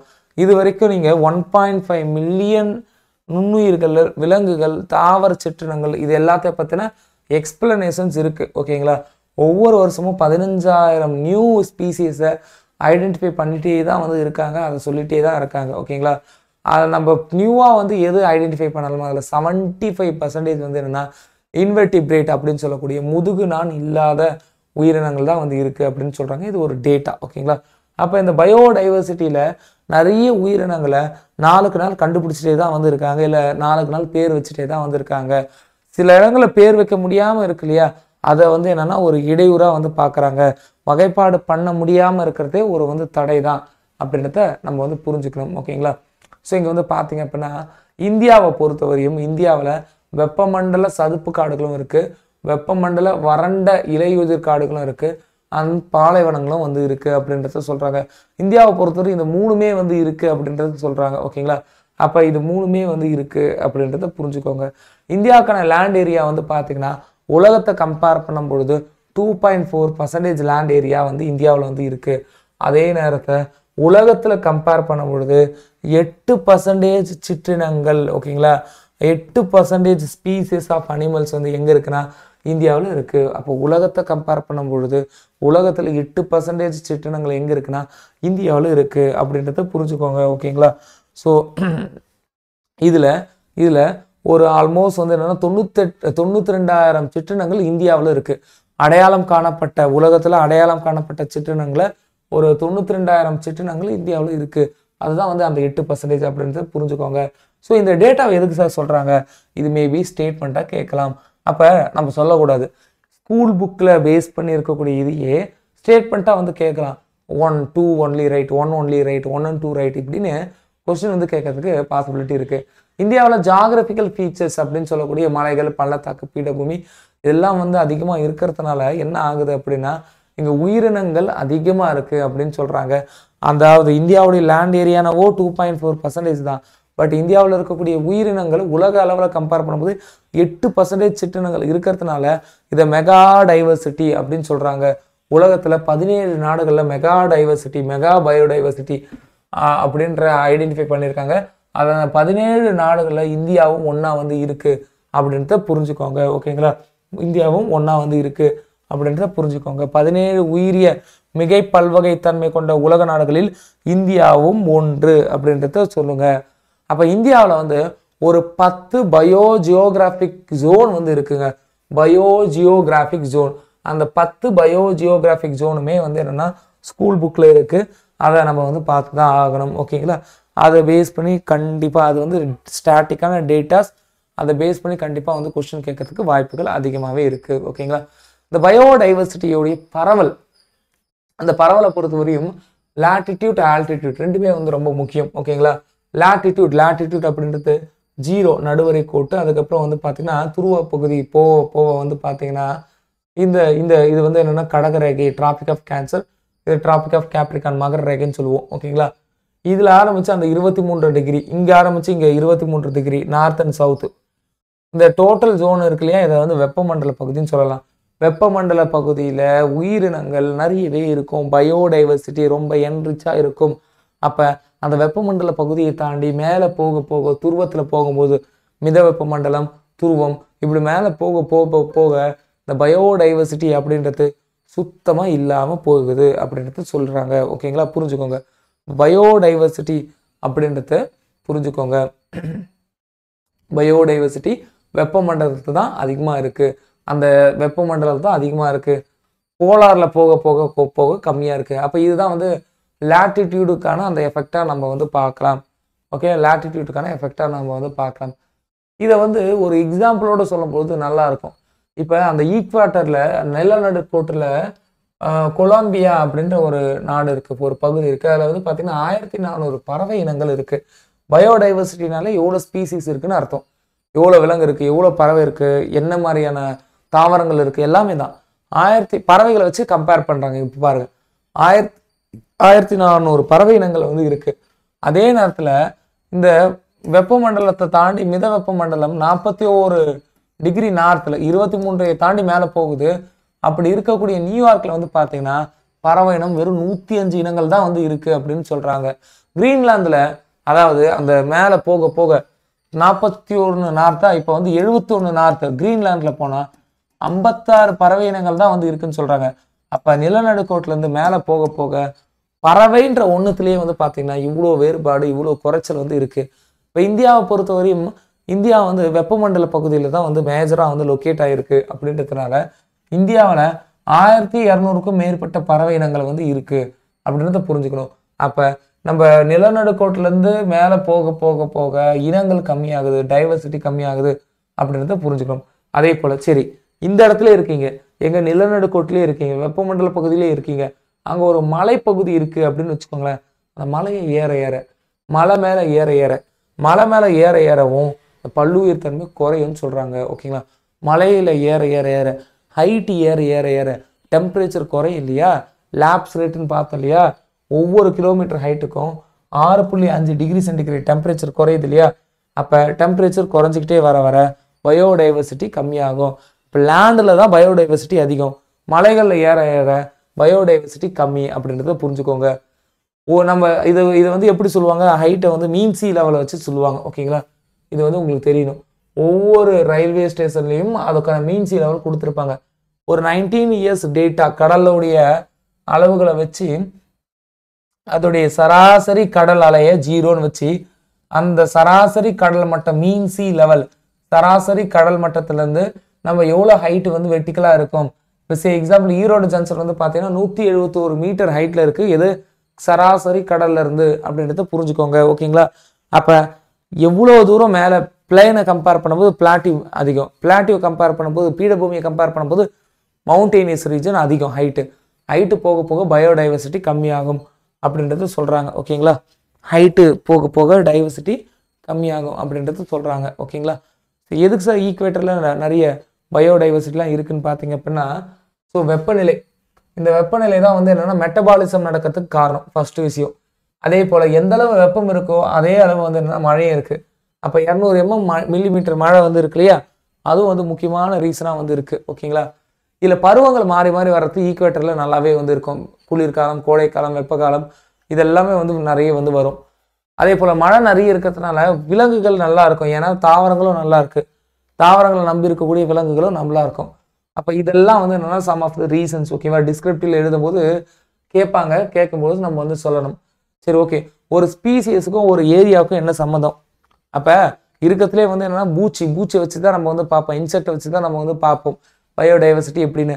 ஒரு குறிப்பிட்ட ஏரியாவுக்கும் அந்த ரிச்னஸுக்கும் என்ன வித்தியாசம், என்ன சம்மந்தம் அப்படின்னு சொல்லிட்டு ஸோ அலெக்சாண்டர் வோன் ஹாம்போல்ட் இவர் வந்து என்ன பண்ணார் அப்படின்னா ஒரு ஆராய்ச்சி வந்து செஞ்சார். ஓகேங்களா, இவர் வந்து என்ன பண்ணார், ஒரு ஆராய்ச்சி வந்து செஞ்சார். பறவை, வௌவால், நன்னீர் மீன்கள் இது எல்லாத்துக்கும் இடையில இருக்கக்கூடிய ஒரு ஆராய்ச்சி வந்து செஞ்சார். ஏரியா இன்க்ரீஸ் ஆக ரிச்னஸும் அதிகமாகுது. ஓகேங்களா, பயோடைவர்சிட்டி ஸ்பீசியஸ் ரிச்னஸ் அதிகமாகுது, ஒவ்வொரு விலங்குகளுக்கான அந்த எண்ணிக்கை வந்து கூடுது அப்படின்றத இவர் வந்து கண்டுபிடிக்கிறாரு.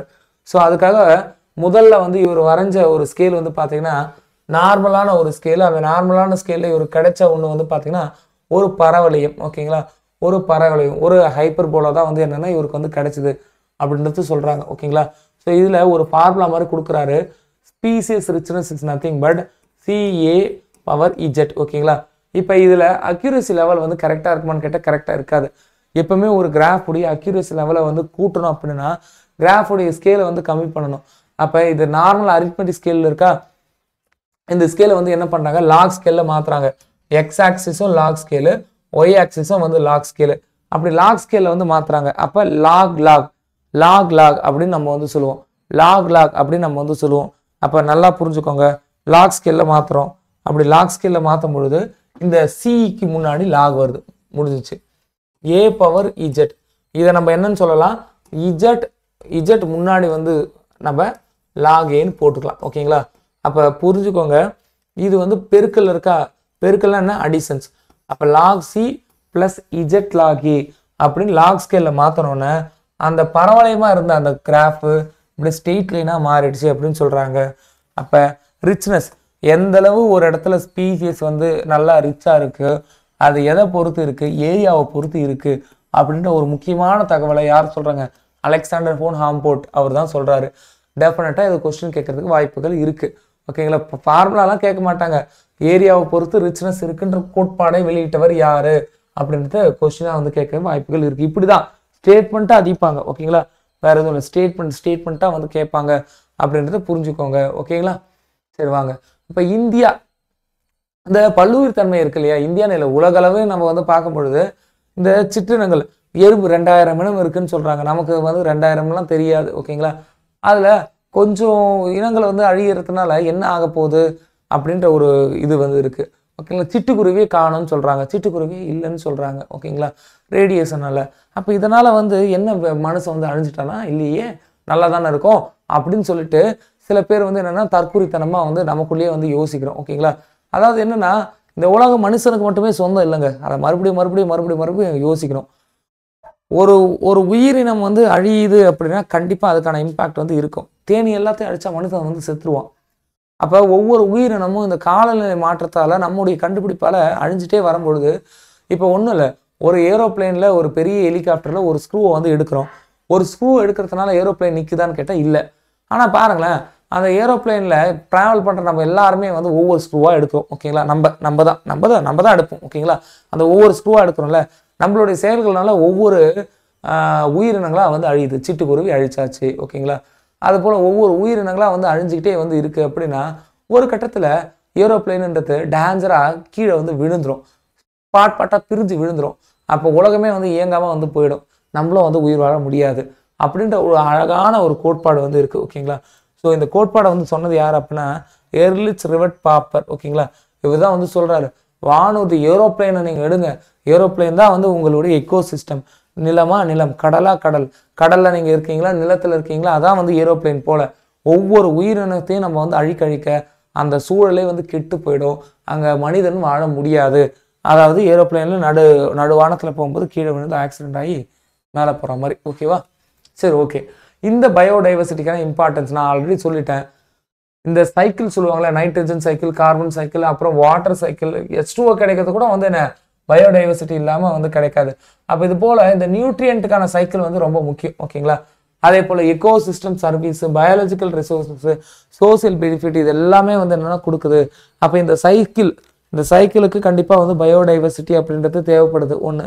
ரெண்டாவது வந்து என்னென்னா ஃபுட் செயினை மெயின்டைன் பண்ண கண்டிப்பாக வந்து பயோடைவர்சிட்டி வந்து தேவைப்படுது. ஓகேங்களா? ஸோ ஃபாரஸ்ட் பயோடைவர்சிட்டி தான். மழை, டெம்பரேச்சர் மெயின்டைன் பண்ணுறது, கிளைமேட்டை மெயின்டைன் பண்ணுறது எல்லாத்துக்கும் காரணம் பயோடைவர்சிட்டி தான். பயோடைவர்சிட்டின்ற அந்த ஒரு டேர்ம், இந்த பல்லுயிர் தன்மை மட்டும் இல்லை அப்படின்னா இது எல்லாமே எப்போவோ கொஞ்சம் கொஞ்சமாக வந்து இல்லாமல் போயிடும் அப்படின்றத சொல்கிறாங்க. ஓகேங்களா? சரி, ஓகே. நம்ம ஆல்ரெடி சொன்னோம் இந்தியாவில் இருக்கக்கூடிய ஜியோகிராஃபிக் ஜோன் வந்து எங்கெல்லாம் இருக்குது அப்படின்னு பார்த்துலாம். ஒரு 10 இடம் இருக்குது. டெஃபினட்டாக வந்து மனப்பாடம் பண்ணிடுங்க. நான் தமிழ்நாடு தான் படிப்பேன்னு அடம் பிடிக்காதீங்க தயவு பண்ணி. எல்லாமே இந்தியாவில் இருக்கக்கூடிய 10 இடம் பார்த்துக்கோங்க. சரி, எக்ஸாம்பிள் வந்து என்னென்னா ட்ரெயின்ஸ் ஹிமாலயான்னு சொல்லக்கூடிய இமயமலைக்கு பக்கத்தில் இருக்கக்கூடிய பகுதி. ஸோ 5.6% வந்து லேண்ட் வந்து இருக்குது. ஸோ இங்கே வந்து பார்த்தீங்கன்னா சிக்கிம், இமாச்சல பிரதேசம்லாம் வந்து என்னென்னா இதுக்குள்ளே வந்து வருது. ஓகேங்களா? இதில் நல்ல தாவரங்கள் வந்து இருக்குது. உலகிலேயே அதிக அளவு காட்டு செம்மறி ஆடுகள், வெள்ளாடுகள், ஓகேங்களா, அதாவது நிறைய நல்ல கம்பளி ஆடையெல்லாம் வருது இல்லையா, அதெல்லாம் கொடுக்கக்கூடிய அந்த இனம் எங்கே இருக்குது அப்படின்னா இங்கே தான் இருக்குது. அதே போல் திபெத்திய மாநிலம் அப்படின்னு சொல்லக்கூடிய சிறு, ஓகேங்களா, அதே போல் கருப்பு பாறை கொக்கு, இதெல்லாம் வந்து எங்கே இருக்குது அப்படின்னா இந்த டிரான்ஸ் ஹிமாலயாவில் தான் வந்து இருக்குது. ஓகேங்களா? படிச்சுக்கோங்க டிரான்ஸ் ஹிமாலயா. அடுத்து வந்து பார்த்தீங்கன்னா ஹிமாலயாஸ். ஓகேங்களா? ஹிமாலயா அப்படின்றது என்னென்னா வடமேற்கு வடகிழக்கு இந்தியா வரை நீண்டு காணப்படக்கூடிய ஒரு மலைத்தொடர். ஜியாகிரபியில் நீங்கள் வந்து பார்த்துருப்பீங்க. ஸோ 6.4% வந்து ஏரியா வந்து இதில் வந்து இருக்குது.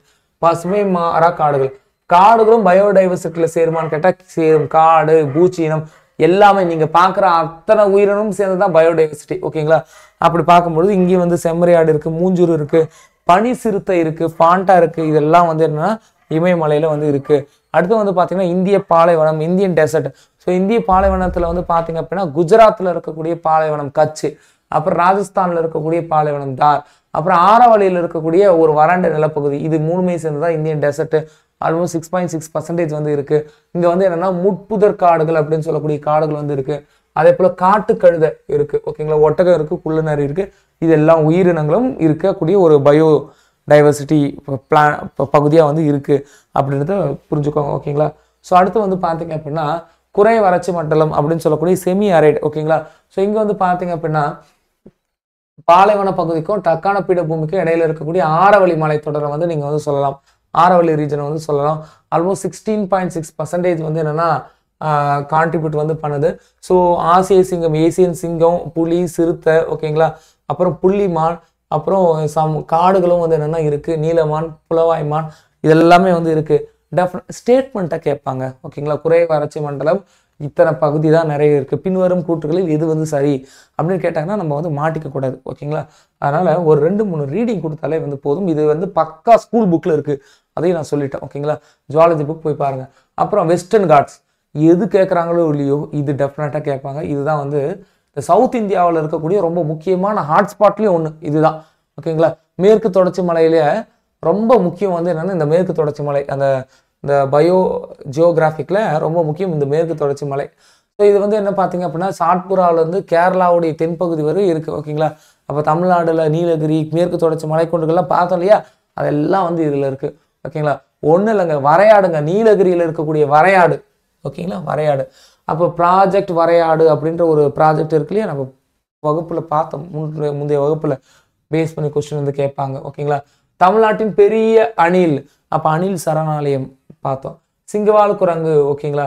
ஸோ இதெல்லாம் வந்து ஓரிட சிற்றினங்கள். இதுதான் வந்து ரொம்ப ரொம்ப ரொம்ப முக்கியம். ஓகேங்களா?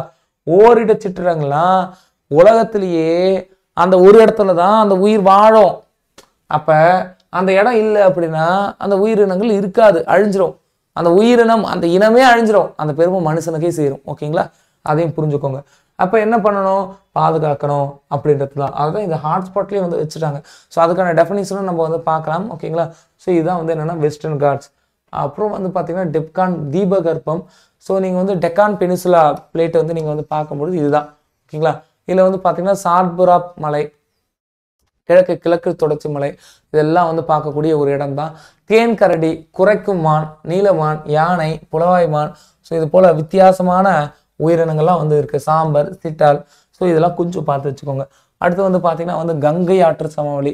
ஸோ வளமான பகுதி, ராஜஸ்தான்லேருந்து பீகார், உத்தரப்பிரதேசம் இதெல்லாம் சேர்ந்த ஒரு நீண்ட பகுதி அப்படின்னு நம்ம வந்து சொல்லலாம். காண்டாமிருகம், இலையுதிர் காடுகள், அப்புறம் யானை, புலி இதெல்லாம் இருக்குது, வராகமான் இதெல்லாம் இருக்குது. ஸோ அடுத்து வந்து பார்த்திங்கன்னா வடகிழக்கு இந்தியா, இது ரொம்ப முக்கியம், இது ரொம்ப ரொம்ப முக்கியம். இதுதான் வந்து என்னென்னா இந்தோ மலாயா மற்றும் இந்தோ சீனா, ஸோ இந்த ஹாட்ஸ்பாட் வந்து இருக்கக்கூடிய ஒரு இடம். ஓகேங்களா. ஸோ இங்கே வந்து என்ன கேட்பாங்க அப்படின்னா பயோ ஜியோகிராஃபிக்கல் கேட்வே அப்படின்னு சொல்லுவாங்க. அதாவது உயிர் புவி அமைப்பு வாயில் அப்படின்னு சொல்லக்கூடிய இடம் வந்து என்னென்னா வடகிழக்கு இந்தியாவில் இந்த ரீஜன். ஓகேங்களா, இந்த ரீஜன் அப்படின்னு சொல்ல முடியும். ஓகேங்களா. இங்கே பயோடைவர்சிட்டி ரொம்ப ரிச்சாக இருக்குது, அதான் வந்து இதுக்கான அர்த்தம். ஸோ அடுத்து வந்து பார்த்தீங்கன்னா கோஸ்டல் ரீஜன், கடற்கரை ஓரம், மாங்க்ரோவ் காடுகள், கடல் ஆமைகள் அதெல்லாம் வந்து இருக்கக்கூடிய பகுதி தான் வந்து இந்த கோஸ்டல் அப்படின்னு நம்ம வந்து சொல்லலாம். அந்தமான் நிக்கோபார் தீவுகள், அந்தமான் நிக்கோபார் தீவுகளும் ரொம்ப முக்கியம். இதில் வந்து பார்த்தீங்கன்னா பசுமை மாறாக்காடுகள், அப்புறம் நார்காண்டம், இருவாயன்கள், இப்படி பல்வேறு வகையான உயிரினங்கள் இருக்குது. பயோடைவர்சிட்டினாலே உயிரினங்கள் அந்த ஒரு புரிதல் வந்து என்னென்னா இருக்குது. ஓகேங்களா. ஸோ இதுதான் இப்போ நம்ம வந்து பார்த்த அந்த 10 பயோ ஜியோகிராஃபிக்கல் அப்படின்னு சொல்லக்கூடிய அந்த பகுதிகள் வந்து என்னென்னா இந்தியா மேப்பை வச்சு நம்ம வந்து பார்த்துருக்கோம், இல்லை காட்டியிருக்கோம். ஓகேங்களா. ஸோ பயோடைவர்சிட்டி ஹாட்ஸ்பாட், இந்த பயோடைவர்சிட்டி ஹாட்ஸ்பாட் அப்படின்னு சொல்லுவாங்க. இப்போ நம்ம வந்து பார்த்தது பயோ ஜியோகிராஃபிக்கல் ஸ்பேஸ் 10. இப்போ இந்த பயோடைவர்சிட்டி ஹாட்ஸ்பாட், சார் ஹாட்ஸ்பாட்னா என்ன சார்? ஹாட்ஸ்பாட்னா என்ன அப்படின்னா அந்த இடம் அழிஞ்சிட்டே இருக்குது. அந்த இடத்துல ஆல்மோஸ்ட் வந்து 70% உயிரினங்கள், சிற்றினங்கள் அழிஞ்சு போச்சு. அதில் வெறும் 30% உயிரினங்கள் தான் வந்து அந்த பிளேஸில் வந்து இருக்குது. அந்த 30% உயிரினங்கள் மட்டும்தான் இருக்குது. ஓகேங்களா. பெரும்பாலான உயிரினங்கள் அழிஞ்சு போச்சு அப்படின்னு நம்ம வந்து சொல்லலாம். ஸோ அதில் அட்லீஸ்ட் வந்து என்னென்னா அழிஞ்சது தவிர இப்போ இருக்கிறது வந்து பார்த்தீங்கன்னா 1500 வாஸ்குலர் பிளான்ட்டாவது இருக்கணும். ஓகேங்களா. வாஸ்குலர் திசுக்கள்னு சொல்லக்கூடிய சைலம் ஃப்ளோயம் கொண்ட தாவரங்கள் 1500 வகைகளாவது இருக்கணும். 1500 எண்ணிக்கையில் 1500 வகைகளாவது அங்கே வந்து இருக்கணும் அப்படின்றது சொல்கிறாங்க. ஓகேங்களா. At least 1500 species of vascular plants வந்து என்ன அங்கே வந்து இருக்கணும் அப்படின்னு சொல்கிறாங்க. அப்படி இருக்கக்கூடிய அந்த இடம் வந்து என்னென்னா அழிஞ்சிட்டு வரக்கூடிய இடம்னு சொல்லிட்டு அனௌன்ஸ் பண்ணுவாங்க. இந்தியாவில் வந்து பார்த்திங்கன்னா வந்து பயோடைவர்சிட்டி ஹாட்ஸ்பாட் அப்படின்னு சொல்லக்கூடிய இடம் வந்து பார்த்திங்கன்னா இந்த 4 தான். அதில் வந்து என்னென்னா அரிய வகை உயிரினங்கள் இருக்குது. அது ஆல்மோஸ்ட் வந்து என்னென்னா 30% தான் வந்து இருக்குது. 70% இனங்கள் வந்து அழிஞ்சு போச்சு. அதை வந்து நம்ம வந்து பாதுகாப்பு பண்ணணும் அப்படின்னு சொல்லிட்டு Himalaya, Indo Burma region, Western Ghats and Sundaland அப்படின்னு சொல்லக்கூடிய 4 பகுதி. ஓகேங்களா. இந்த 4 பகுதிகளை பேஸ் பண்ணி வந்து கொஸ்டின் வந்து கேட்பாங்க. மேற்கு தொடர்ச்சி மலைகள் நமக்கு தெரியும். ஓகேங்களா. அதுக்கப்புறம் வந்து பார்த்திங்கன்னா வந்து இந்தோ பர்மானாலே வந்து என்னென்னா இந்தியாவினுடைய அசாம், ஓகேங்களா, அசாமை தவிர்த்து இந்த வடகிழக்கு மாநிலங்கள் அப்படின்னு சொல்லுவாங்க இல்லையா, அந்த பகுதி தான். ஓகேங்களா. நார்த் ஈஸ்டர்ன் ஆஃப் தமிழ்நாடு, அசாமை தவிர்த்து நார்த் ஈஸ்ட் பகுதிகள் எல்லாத்தையும் நம்ம வந்து சொல்லலாம். ஓகேங்களா. ஸோ அடுத்து வந்து பார்த்திங்க அப்படின்னா வந்து இமாலயாஸ், அப்புறம் சுந்தர்லாண்ட். ஸோ இது வந்து நீங்கள் வந்து மேப்லையும் நீங்கள் வந்து பார்க்கலாம். ஓகேங்களா. ஸோ இந்த 4 பகுதிகளை பேஸ் பண்ணி கொஸ்டின்ஸ் வந்து கேட்பாங்க. இங்கே வந்து பார்க்கலாம்.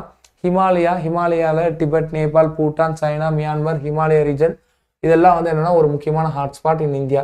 ரெண்டாவது இந்தோ பர்மாவை பொறுத்தவரையும் வடகிழக்கு மாகாணங்கள், அசாம், அந்தமான் நிக்கோபாரை தவிர்த்து மீதி எல்லாத்தையும் நீங்கள் வந்து சேர்த்துக்கலாம். சுந்தர்லாண்டை பொறுத்தவரையும் நிக்கோபார் ஐலாண்ட். ஓகேங்களா. ஸோ இந்தோனேசியா, மலேசியா, சிங்கப்பூர் இதோடு சேர்ந்து அந்த அந்தமான் நிக்கோபார் ஐலாண்டை வந்து சேரும். இதுவும் வந்து ஒரு முக்கியமான ஹாட்ஸ்பாட். அதுக்கப்புறம் வெஸ்டர்ன் காட்ஸை தான் நம்ம வந்து பார்த்தோம். நீலகிரி வரையாடுகள்லாம் இருக்குது இல்லையா. ஸோ இது வந்து என்னென்னா ஒரு முக்கியமான ஒரு பகுதி. இப்போ இதை பேஸ் பண்ணி எப்படி ஸ்டேட்மெண்ட்டாக கேட்டிருக்கான்னு பார்ப்போமா. எப்படி ஸ்டேட்மெண்ட்டாக கேட்டிருக்காங்க பாருங்கள். Biodiversity hotspot are located only tropical regions அப்படின்னு வந்து கொடுத்துருக்காங்க. ரெண்டாவது India's 4 biodiversity hotspot, Eastern Himalaya, Western Ghats and Andaman. So இது வந்து என்னென்னா தப்பு. 4 ஸ்பாட் இருக்கா அப்படின்னு கேட்டால் 4 ஸ்பாட் இருக்குது. 4 ஸ்பாட்டுடைய பேரும் வந்து என்னென்னா தப்பாக வந்து இருக்குது. ஓகேங்களா. ஸோ அது மட்டும் இல்லாமல் ஸ்டேட்மெண்ட் 1 வந்து தப்பு. ஓகேங்களா. ஸ்டேட்மெண்ட் 1 வந்து பயோ ஹாட்ஸ்பாட் அப்படின்றது டிராபிக்கல் ரீஜனில் தான் இருக்குன்னு சொல்கிறாங்க. அதனால் டிராபிக்கல்லையும் இருக்கலாம், சப்டிராபிக்கல்லையும் இருக்கலாம், துருவத்துலையும் வந்து இருக்கலாம். ஓகேவா. இந்த ரிச்னஸ் வேணா வந்து என்னென்னா கம்மியாகலாம். ரிச்னஸ் ஈவனஸில் தான் வந்து வித்தியாசப்படுமே ஒழிய ஹாட்ஸ்பாட்டே இருக்காது அப்படின்னு சொல்கிறதுலாம் வந்து தப்பு. அப்படின்னா அங்கே வந்து உயிரினங்களே இல்லை அப்படின்ற ஒரு அர்த்தத்துக்கு வந்தது. அப்போ போத் ஸ்டேட்மெண்ட் ஆர் ராங் அப்படின்ற மாதிரி நம்ம வந்து புரிஞ்சுக்கிறோம். ஓகேங்களா. சரி, ஓகே. இப்போ இன்னைய வகுப்பில் நம்ம வந்து பல்வேறு விஷயங்கள் நம்ம வந்து பார்த்தோம். பயோடைவர்சிட்டி, ரிச்னஸ்னா என்ன, ஹாட்ஸ்பாட்னா என்ன, ஆல்ஃபா, பீட்டா, காமா பயோடைவர்சிட்டினா வந்து என்ன, ஸ்பீசியஸ் ஜெனட்டிக் பயோடைவர்சிட்டினா என்ன, அந்த எக்கோசிஸ்டம் பயோடைவர்சிட்டினா வந்து என்ன, பயோடைவர்சிட்டி அந்த ஏரியாவை பொறுத்து எப்படி மாறுது, ஈக்வேட்டரில் எப்படி இருக்குது, போலில் எப்படி இருக்குது, பயோடைவர்சிட்டி ஹைட் அதிகமாக எப்படி வந்து குறைஞ்சிட்டே வந்து இருக்குது, இந்தியாவில் 10 வகையான பயோஜியோகிராஃபிக்கல் சைட் வந்து என்னெல்லாம் இருக்குது அப்படின்றத பார்க்குறோம். இந்தியா வந்து 17 உலக நாடுகள் 17 மெகா பயோடைவர்சிட்டி கண்ட்ரியில் இந்தியாவும் வந்து ஒன்று அப்படின்றத நம்ம வந்து பார்க்குறோம். ஓகேங்களா? ஸோ இது எல்லாமே வந்து கொஸ்டினாக வந்து கேட்பாங்க. கொஸ்டின் எப்படி கேட்பாங்கன்னு கேட்டதுக்கு மாடல் கொஸ்டின்ஸும் நம்ம வந்து பார்த்துருக்கோம். ஓகேங்களா? அகைன் நான் சொல்கிறேன், ஸ்கூல் புக்கில் இருக்கிறத நம்மளே படிச்சுக்கலாம். எஸ்டா அப்படி இல்லை, ஸ்கூல் புக்கில் இருக்கிறதையே கேட்பாங்க. ஆனால் அதையே வந்து வித்தியாசமாக ஸ்டேட்மெண்ட்டாக கேட்கலாம். பேசிக்ஸை என்விரான்மெண்டல் பொறுத்த வரையும் பேசிக்ஸை ஸ்ட்ரென்தன் பண்ணுங்கள். இது தவிர்த்து பாலிசி நோட்ஸ் நான் வந்து ஏற்கனவே சொல்லிட்டேன். ஃபாரஸ்ட் டிபார்ட்மெண்ட்டுக்கான பாலிசி நோட்ஸ் வந்து அவைலபிளாக இருக்குது. ஸோ அதுக்கான லிங்க் வந்து நான் கொடுக்குறேன், அதை போய் பாருங்கள். அதே போல் என்விரான்மெண்டலுக்கான பாலிசி நோட்ஸ் வந்து அவைலபிளாக இருக்குது. இல்லை காலநிலையை பற்றி கொடுத்துருக்காங்க, பயோடைவர்சிட்டியை பற்றி கொடுத்துருக்காங்க, நிறைய இன்ஃபர்மேஷன் வந்து இருக்குது. இதெல்லாம் போய் படிக்கிறதுக்கு அந்த டேர்ம் வந்து கொஞ்சம் ஃப்ரீக்வெண்ட் ஆகணும் அப்படின்றதுக்காக தான் இந்த வகுப்பு, இன்ட்ரோ வகுப்பு. ஓகேங்களா? ஸோ அடுத்தடுத்த கிளாஸில் இன்னும் ஒரு 2 கிளாஸில் பயோடைவர்சிட்டி அண்ட் கன்சர்வேஷன் சொல்லக்கூடிய பல்லுயிர் மற்றும் அதோடைய பாதுகாப்பை பற்றி நம்ம வந்து பார்க்கலாம். ஓகேங்களா? ஸோ கண்டினியூஸாக வந்து ப்ரிப்பேர் பண்ணிகிட்டே இருங்க. All the best. தேங்க்யூ.